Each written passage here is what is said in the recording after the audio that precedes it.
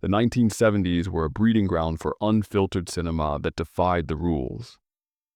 Exploitation films didn't just cross the line, they erased it. Filthy, outrageous, and unforgettable, these movies shattered taboos and made audiences squirm. From sleazy revenge plots to gut-wrenching grindhouse carnage, here are 16 severely dirty exploitation films from the 70s that left no sin untouched. 1.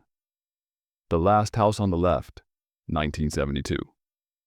Wes Craven's debut film is often credited as the film that redefined cinematic brutality, and it did so with unapologetic filth.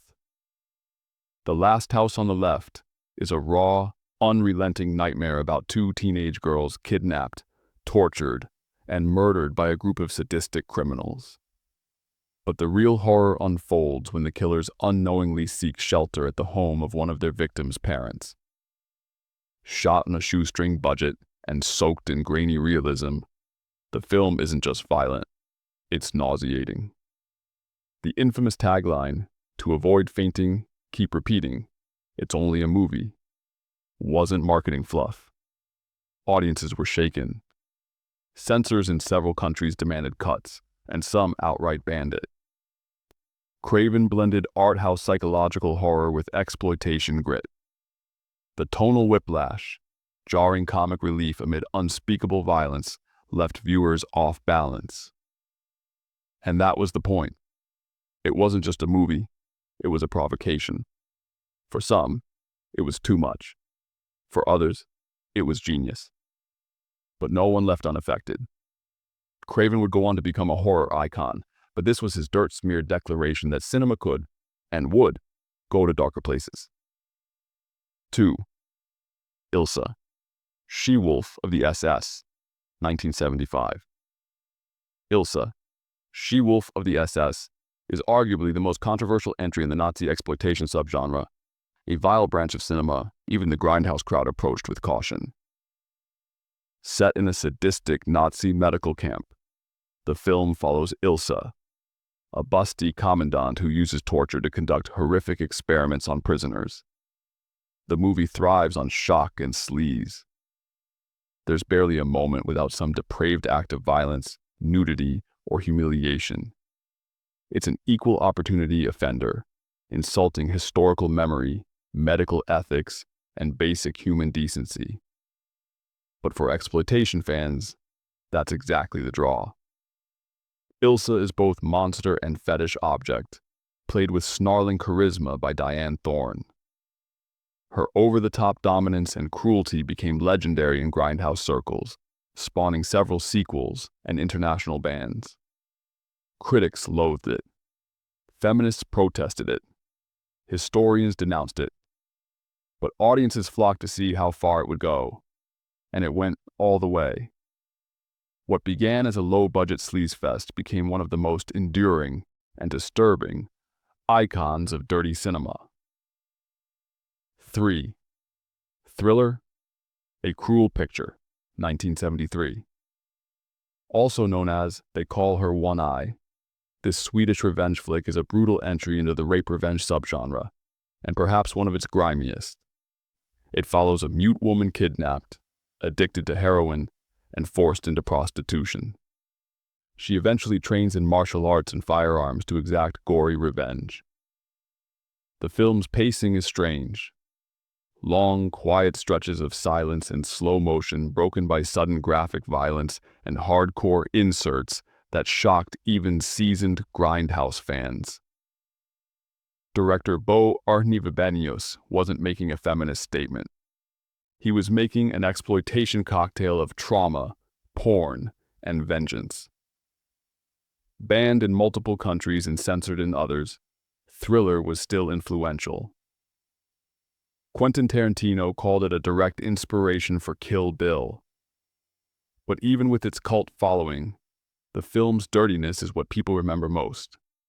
It doesn't just go low, it stays there, grinding your nerves with every blood-splattered frame. 4.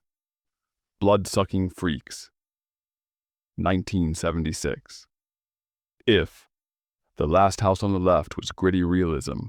Bloodsucking Freaks was gory grand guignol, pure theater of grotesque. Set in a sadomasochistic theater troupe in New York, the film follows a deranged magician and his dwarf assistant as they abduct women and perform live torture for an unsuspecting audience. This film doesn't even pretend to have taste. It revels in its filth. Scenes of brain-sucking, electric drills to the mouth, and women turned into human dartboards are just the beginning. It's trashy, misogynistic, and juvenile. But for fans of extreme cinema, it's a guilty pleasure beyond measure. Critics called it vile. Audiences gasped. Some vomited. The movie was nearly lost to obscurity until Trauma Entertainment acquired it and embraced its status as a cult exploitation gem. Bloodsucking Freaks is what happens when a movie aims to offend every sense and hits the bullseye. 5. Cannibal Holocaust, 1979. Few films have been as infamously reviled and studied as Cannibal Holocaust.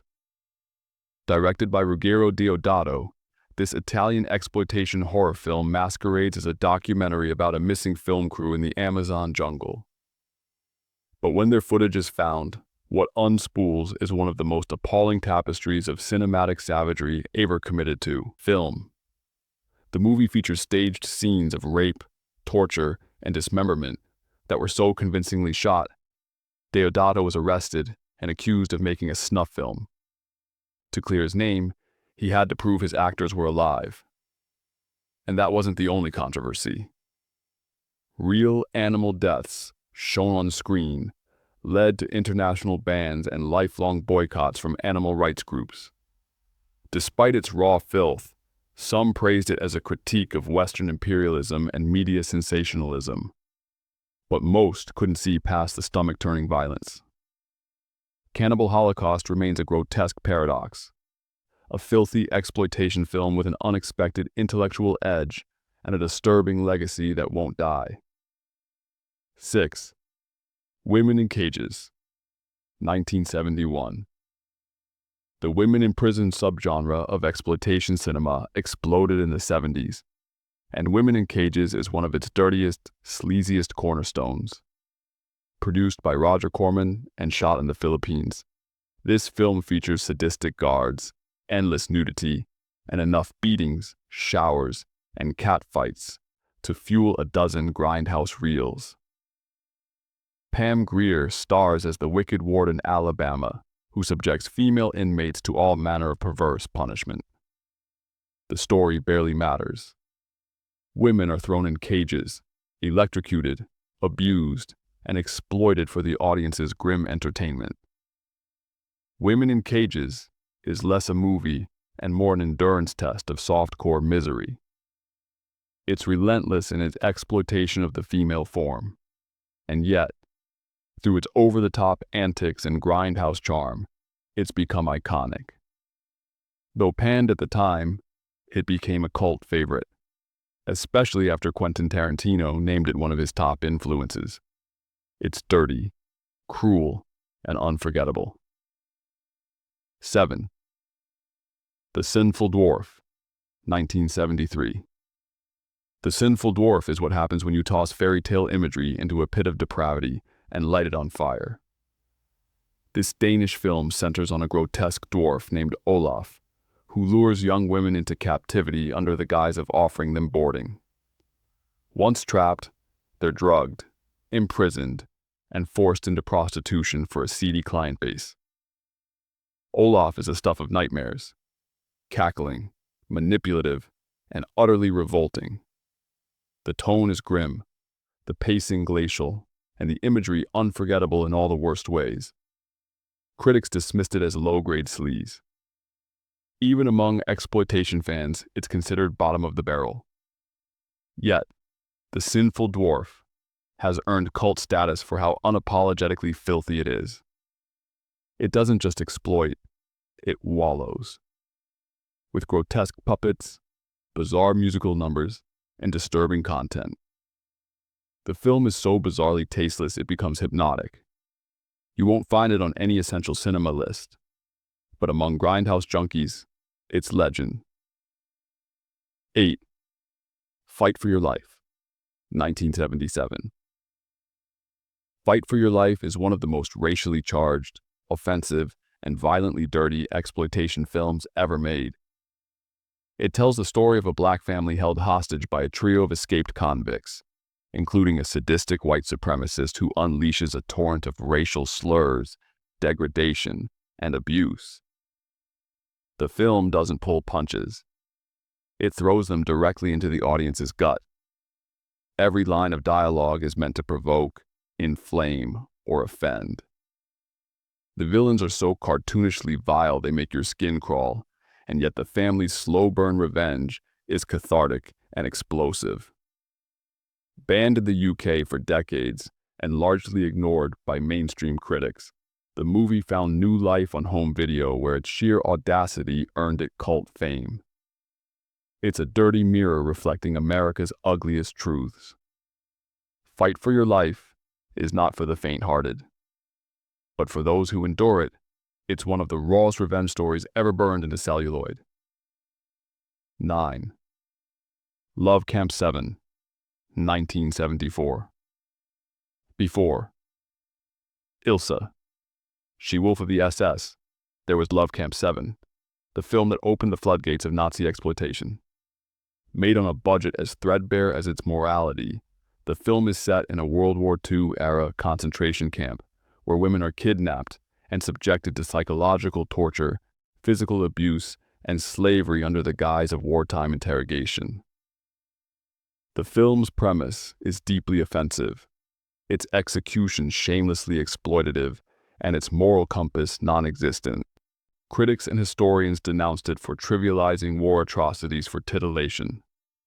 But for sleaze cinema aficionados, it marked the beginning of something darker. Cinema without restraint or redemption.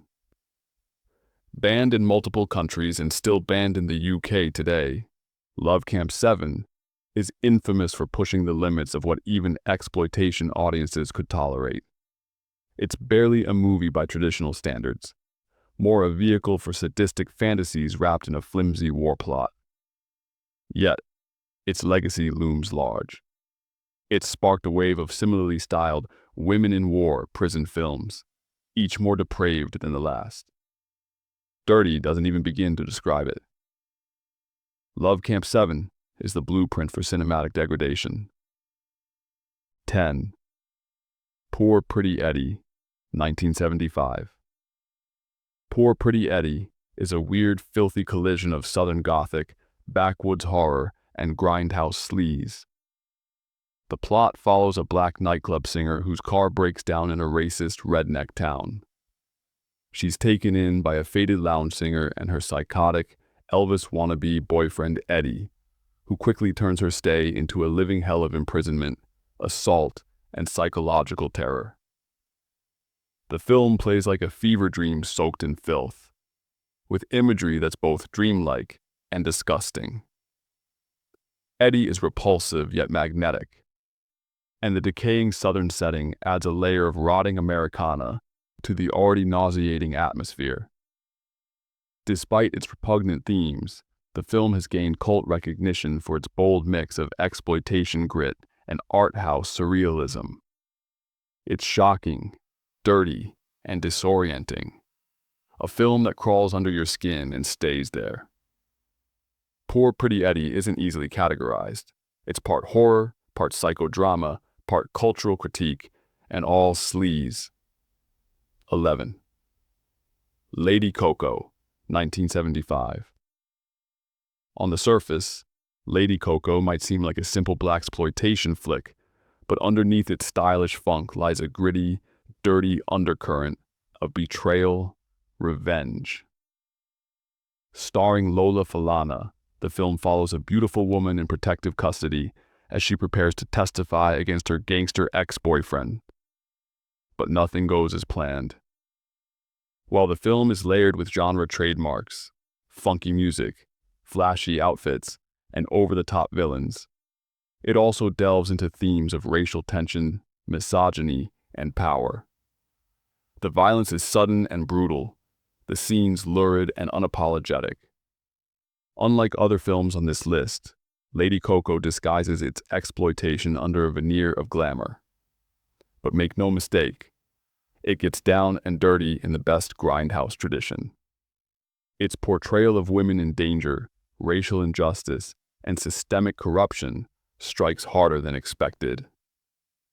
It may not be the filthiest film of the decade, but it's slyly subversive, and just sleazy enough to earn its spot here. 12. Emmanuelle, 1974. While many consider Emmanuelle to be softcore erotica rather than pure exploitation, its cultural impact and boundary-pushing content place it firmly in the pantheon of dirty 70s cinema.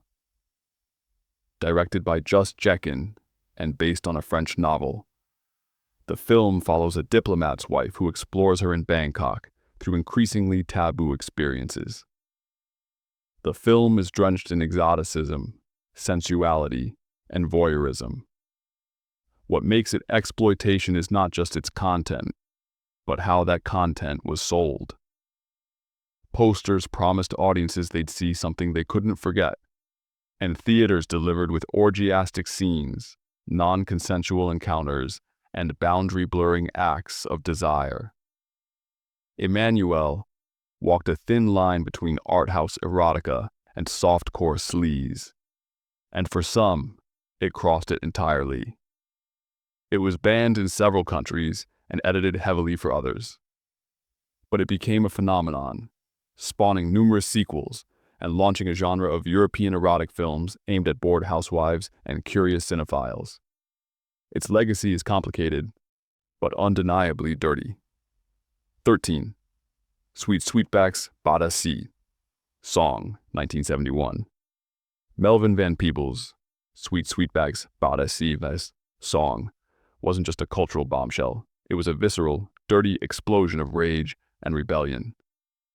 Made on a shoestring budget and featuring Van Peebles in the lead role, the film follows a black male prostitute who becomes a fugitive after saving a young black man from police brutality. The film opens with a controversial underage scene, includes real unsimulated intercourse, and delivers a raw, unfiltered portrayal of a black man violently resisting a racist system. Van Peebles even contracted an STD during production, later using it to claim the film as a work injury for insurance. It's not sleek or polished. It's muddy, grainy, and frequently uncomfortable. But its unapologetic dirtiness is part of its power. Sweetback was revolutionary not just for what it showed, but for who it empowered. It gave rise to the blaxploitation era and proved that dirty, independent cinema could speak louder than Hollywood polish. In its filth and fury, it became a weapon. 14. Black Emmanuelle, 1975. Riding the wave of Emmanuelle. Italian director Vito Albertini created a much raunchier spin-off with Black Emmanuelle. Starring Laura Gumser, the film features an investigative journalist traveling through Africa, encountering sensuality, taboo customs, and erotic awakenings in every village and jungle she visits. Unlike the original semi-poetic take on desire, Black Emmanuelle dives headfirst into exploitation. Exoticism is dialed up to the extreme, with a parade of nudity, simulated rituals, and charged encounters that border on the absurd. The film masks its voyeurism with the pretense of anthropology, but there's no denying what's really on offer. Softcore exploitation wrapped in travelogue aesthetics. It was condemned for perpetuating racial stereotypes and for commodifying both black bodies and non-Western cultures. But the franchise exploded in popularity, spawning multiple sequels, each one dirtier than the last. Black Emmanuelle is glossy on the surface, but deeply sleazy at its core, and it knows it. 15. The Toolbox Murders, 1978. Grimy, sadistic, and shockingly sleazy. The Toolbox Murders begins like a slasher but descends into something far more disturbing. A masked man with a toolbox full of deadly hardware stalks a Los Angeles apartment complex, murdering women in brutal, charged ways. The film was marketed as a horror flick, but its real currency was exploitation. The early scenes focus almost entirely on female nudity, filmed through a leering lens, only to end in graphic murder. One infamous scene, where a woman is killed with a power drill while pleasuring herself, landed the film on the UK's banned Video Nasties list. The second half awkwardly shifts to a psychological thriller, but by then the damage is done. The film's filthiness isn't in what it shows, it's in how shamelessly it shows it. Every frame is soaked in grindhouse grit and unapologetic misogyny. Despite, or because of its notoriety, it developed a cult following. The Toolbox Murders is pure sleaze disguised as horror. 16. Rape Squad, 1974. Also known by the even sleazier title, Act of Vengeance. Rape Squad is a vicious entry in the exploitation subgenre of women's revenge cinema. It begins with a group of women who are assaulted by a masked man in an orange jumpsuit and rooster mask.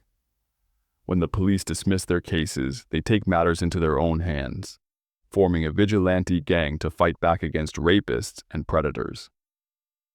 The premise offers empowerment, but the execution wallows in the very violence it claims to oppose. Scenes of assault are extended and explicit, clearly designed for shock value, and disturbingly, sometimes for titillation. The women's revenge is brutal, but the movie's lens often seems more interested in their suffering than their justice. Despite its grotesque approach, Rape Squad was part of a wave of exploitation films attempting to wrap feminist themes in grindhouse packaging. It's offensive, sleazy, and yet strangely influential. Rape Squad leaves you wondering, was it trying to make a point, or just trying to sell tickets with suffering? These films weren't just dirty, they were cinematic anarchy. They shocked, provoked, and polluted screens with reckless abandon. Love them or hate them, they changed the rules forever. Exploitation cinema in the 70s wasn't subtle, but it was unforgettable. And for better or worse, its filthy legacy still lingers in cult cinema today.